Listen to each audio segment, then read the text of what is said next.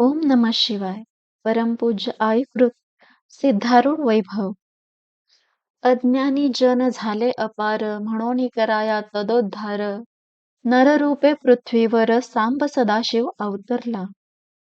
श्री सिद्धारूढ स्तवन. प्रत्यक्ष भगवान श्री शंकराचा अवतार. कैलास मंडपामध्ये शोभून दिसणारा. सर्व संशय निवारण करणारे भाषण करणारा. ब्रह्ममदरूपी हत्तीला अंकुशासमान बोध करणारा. साधकांना ब्रह्मानंदाप्रत नेण्यासाठी नेहमी प्रयत्न करणारा. मितभाषणाने उपनिषदांचे सार सांगणारा. अनंत गुणांचा निधी, पंकज बांधव, सूर्याप्रमाणे तेजस्वी, धैर्यामध्ये सुमेरू पर्वताहून मोठा, गांभीर्यामध्ये समुद्रापेक्षाही अधिक, सहनशीलतेमध्ये अखिल धात्री पृथ्वीलाही जिंकणारा, स्वतःच्या शरीर सुखाबद्दल काळजी न करणारा, शरणागतांना पक्षपातरहित समदृष्टीने पाहणारा, शक्तिमान पण शांत, प्रेमळ पण समयी कठोर, विरक्त पण लोकवत्सल, देवतांश पण नम्र वर्तणी, हुबळीत वास्तव करून ज्यांनी असंख्य लोकांचा उद्धार केला असे जे श्रीमद परमहंस सद्गुरु सिद्धारूढ महाराज यांचे दिव्य चरणकमली माझे अनंत नमस्कार असोत. बेल पहिला. ओम नमः शिवाय. कर्नाटकातील हुबळी या गावी सिद्धारूढ या नावाचे एक प्रसिद्ध सत्पुरुष होऊन गेले. त्यांचे मूळचे गाव म्हणजे निजाम राज्यातील वंशदुर्ग बिदरकोटी हे होय. त्यांच्या वडिलांचे नाव गुरुशांतप्पा असून मातोश्रीचे नाव देवमल्लम्मा असे होते. शांतप्पा हे अतिशय श्रीमंत घराण्यातले, तरी देखील त्यांच्या ठिकाणी श्रीमंतीचा तिळमात्रही गर्व नव्हता. वास्तविक जेथे श्रीमंती तेथे बहुत करून गर्वाचा वास असल्याचे आढळून येते. गर्वामुळे मनुष्याकडून तिरस्कारयुक्त वागणे होते व तेणे करून परांची अंतःकरणे दुखावली जाऊन गाठी असलेल्या पुण्याचा क्षय आणि पापाची वाढ होते. गर्वाचे मूळ कोणते तर अविचार. अविचारानेच मी रूपवान, मी धनवान, मी शहाणा, मी गुणवान, मी शक्तिमान अशा तऱ्हेचा मनुष्याला गर्व होतो. सद्गुरूंच्या बोधाने जेव्हा सुविचाराला थारा मिळतो तेव्हा पूर्वीच्या मीपणाच्या सर्व उर्मी नाहीशा होऊन इतरांपेक्षा आपण काहीच नाही असे वाटू लागते. मग तेथे गर्वाला वाव कसा मिळणार? याचकरिता मनुष्याने केव्हाही गुरुबोध जवळ बाळगला पाहिजे. गुरुबोधाच्या योगे करून आपण सच्चिदानंद रूप आहे, हे शरीर आपले निवासस्थान असून ते नश्वर आहे, तसेच ते प्रारब्धाधीन आहे.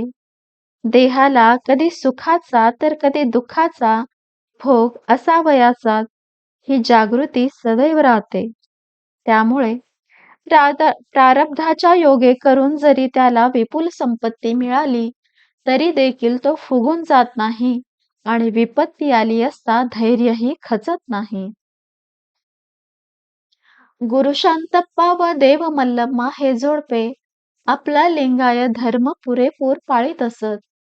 हे उभयता कुलगुरू वीरभद्र स्वामी यांच्या सेवेत सदा तत्पर राहत असत. या जोडप्याला बरेच दिवस संतती झाली नव्हती, तरी इतरांप्रमाणे अनेक देवतांच्या भजनी न लागता किंवा अनेक नवस करण्याच्या भरभरीसही न पडता गुरूंनी सांगितल्याप्रमाणे एकनिष्ठेने हे उभयता शिवाराधनेत सदा निमग्न राहत असत. ज्याचा संत वचनावर खरोखर विश्वास आहे त्याला देवाची दृष्टी सदैव आपल्याकडे आहे याची पूर्ण खात्री असते. त्यामुळे देव ज्या स्थितीत आपणास ठेवील त्या स्थितीत समाधान मानून राहणे आपले कर्तव्य आहे असे तो समजतो. म्हणून सदा तो शांत राहू शकतो. पेरणी करण्यापूर्वी शेतकरी ज्याप्रमाणे भूमी तयार करून घेतो, त्याप्रमाणे परमेश्वर आपण जन्म घेण्याचे स्थान नक्की केल्यावर त्या जोडप्यांची अपवित्रता नाहीशी करण्याकरिता प्रथम काही दिवस त्यांना जप करण्याची तप करण्याची प्रेरणा करीत असावा असे वाटते. उदाहरणार्थ, राम अवतारापूर्वी दशरथाने पुत्रकामेष्ठी यज्ञ केला. हनुमान जन्माला येण्यापूर्वी अंजनीनेही घोर तपश्चर्या केली असे ग्रंथात उल्लेख आहे. त्याप्रमाणे मार्कंडेय, रमावल्लभदास, पुरंदरदास, मोरया गोसावी, चिदंबर दीक्षित, बसवेश्वर इत्यादी सत्पुरुषांच्या चरित्रावरूनही त्यांच्या मातापितरांनी तप केल्याचेच आढळते. रान उगविण्याकरिता प्रयत्न करावे लागत नाहीत, पण कलमी झाडे मात्र प्रयत्नपूर्वक लावावी लागतात. त्याप्रमाणे सत्शील हरिभक्त अशी संतती निपजण्याकरिता परमेश्वराचा आशीर्वाद पाहिजे. आशीर्वाद सदिच्छेशिवाय मिळत नाही. सदिच्छेला पुण्याईचा जोर असावा लागतो. पुण्याचा साठा होण्यासाठी काया, वाचा, मन ही त्रय हरिप्रित्यर्थ झिजवावी लागतात. म्हणून लक्षात ठेवण्यासारखी मुख्य गोष्ट म्हणजे चांगले फळ हवे असेल तर त्यासाठी मनुष्याकडून तपश्चर्या घडली पाहिजे. वंशवृद्धीची इच्छा ही मनुष्याच्या ठिकाणी स्वभावताच असते, पण त्याबरोबर सुकन्या व सुपुत्र याची प्राप्ती व्हावी अशी इच्छा मात्र क्वचितच आढळून येते. एक पुत्र जन्मला तर दोन्ही कुळांचा उद्धार होतो. म्हणून सज्जन केव्हाही सुपुत्रच दे असे देवाजवळ मागतात.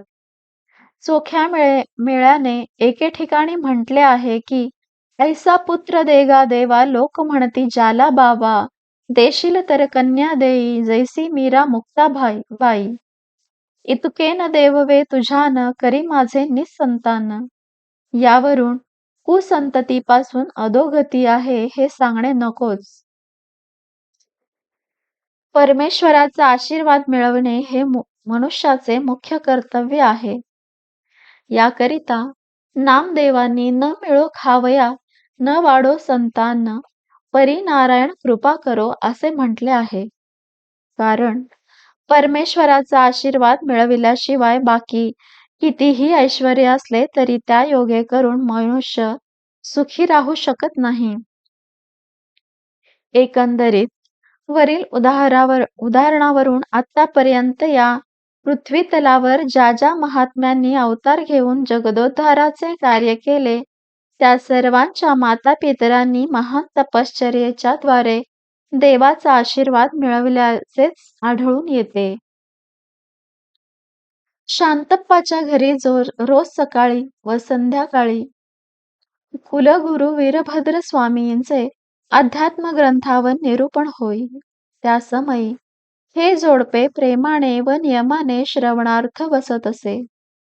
शाळेचा अभ्यास कितीही असला तरी करमणूक म्हणून मुलांना वडील माणसे जशी दिवसातून काही वेळ खेळ खेळण्यास पाठवितात, त्याप्रमाणे संसाराचा व्याप कितीही असला तरी ईशचिंतनानेच मनाची खरी करमणूक होत असल्याने मनुष्याने दिवसातून काही वेळ तरी आपले मन ईशचिंतनात लावण्याकरिता लक्ष पुरवावे.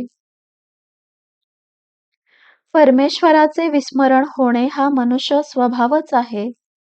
तथापि ईशचिंतनाशिवाय शांती लाभत नाही हे संत वचन लक्षात ठेविले असता मनुष्यावर कधीच दुःख भोगण्याची वेळ येत नाही. खरे चिंतन हे म्हातारपणात करावयाचे असते असे बहुतेकांचे मत असल्याने विशेषतः तत्पूर्वी त्याकडे लक्ष देण्याची सहजासहजी कोणी कोशिश करीत नाही. देवाकडे लक्ष लावण्याची वेळ म्हातारपणात असे म्हणून जर मनुष्य स्वस्थ राहिला तर त्याचे त्यात फार मोठे नुकसान आहे. कारण वैषयिक प्रेम मतलबी आहे. म्हातारपणात अंगात शक्ती नाही, तसेच जवळ पैसा नाही, अशी जेव्हा परिस्थिती निर्माण होते तेव्हा आपली मानलेली माणसेच आपला तिरस्कार करू लागतात, असा आपणास अनुभव येतो. त्या समयी अत्यंत दुःख होते. पण तरुणपणी देवाला आळविले नसल्यामुळे त्यावेळी देवाचा धावा करण्यास मन कचरते.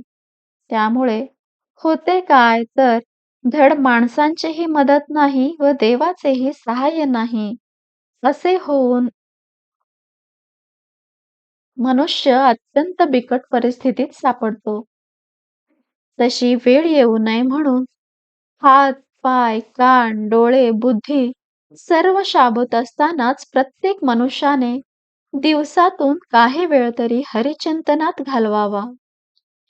दुष्ट मनुष्याच्या सहवासात जसे मनुष्याला दुर्व्यसन जडते, तद्वत सज्जनांच्या म्हणजे संतांच्या संगतीत मनुष्य हरिप्रेमी बनतो. मनुष्याला कुमार्गावरून सुमार्गावर आणण्यास संतांशिवाय दुसरे कोणीच समर्थ नाही. म्हणून सर्व साधनात मोठे व बलिष्ठ साधन संत संगती हेच एक होय. संत संग रूप नदीत जो स्नान करतो त्याच्या मनाला संतांचा बोध पटतो. त्यावर संतांच्या मार्गदर्शनानुसार चिकाटीने अभ्यास करणे त्याला साधते. त्यामुळे सत्वर तो दुःखमुक्त होतो, म्हणजे परिपूर्ण सुखी होतो. त्यानंतर मन कामापुरतेच विषयाकडे वळते आणि काम संपले की हरिसेवेत निमग्न राहू लागते. त्यामुळे कोणत्याही परिस्थितीत मनुष्यास प्रपंचाची झळ लागत नाही. शांतप्पा व मल्लम्मा या उभयतांचे मन संत संगतीत रमल्यामुळे सदा ते आनंदात राहत असत. आपण निपुत्रिक आहोत याबद्दल तिळमात्रही त्यांना खेद वाटला नाही. बरीच वर्षे जरी संतती झाली नाही, तरी शिवाने आपली सेवा करण्यास आम्हाला पुष्कळशी सवड दिली आहे असे त्यांना वाटे.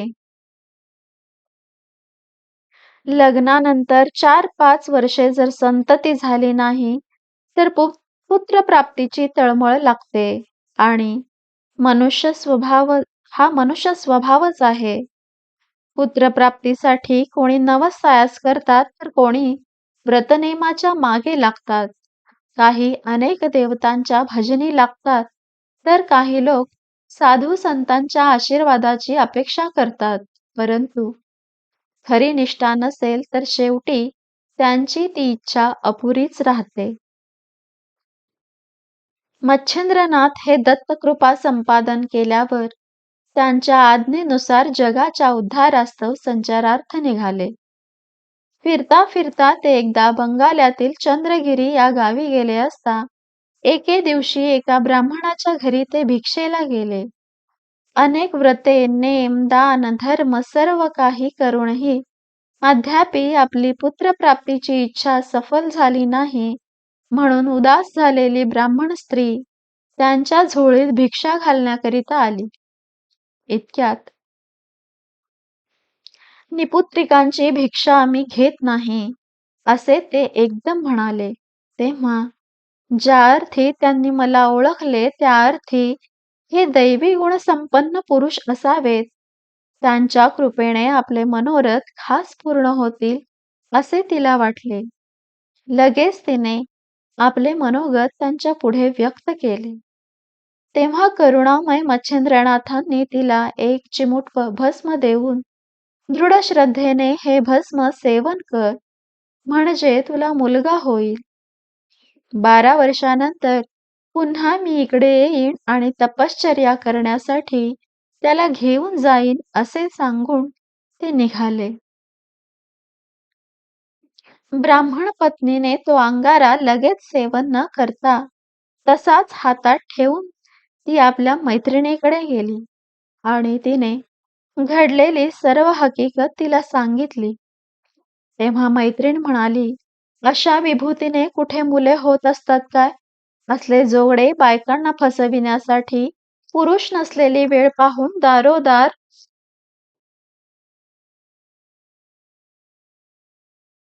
फिरत असतात. करिता त्यांच्यावर तू मुळीच विश्वास ठेवू नको. आत्ताच्या आत्ता ते भस्म कोठेतरी लांब फेकून दे. मैत्रिणीच्या या सांगण्यावरून ती भयभीत झाली. लगेच तिने हातातील विभूती गायरीत फेकून दिली. पुढे ठरल्याप्रमाणे 12 वर्षांनी मच्छिंद्रनाथ तेथे आले आणि त्यांनी त्या पत्नीला मुलगा कोठे आहे असा प्रश्न केला. तेव्हा तिने मान खाली घातली. मच्छिंद्रनाथ रागाने म्हणाले, माझा अमोलिक अंगारा टाकलास कोठे ते सांग. तुम्ही लोक कपाळकरंटे आहात. देवाने दिले तरी घेण्याची बुद्धी होत नाही तुम्हाला. तेव्हा ती भयभीत होऊन थरथर कापू लागली. तिने गायरीकडे बोट केले. तोच मच्छिंद्रनाथांनी तेथे जाऊन बेटा गोरख म्हणून हाक मारली. तेव्हा जय अलख निरंजन असा गौराच्या राशीतून आवाज ऐकू आला.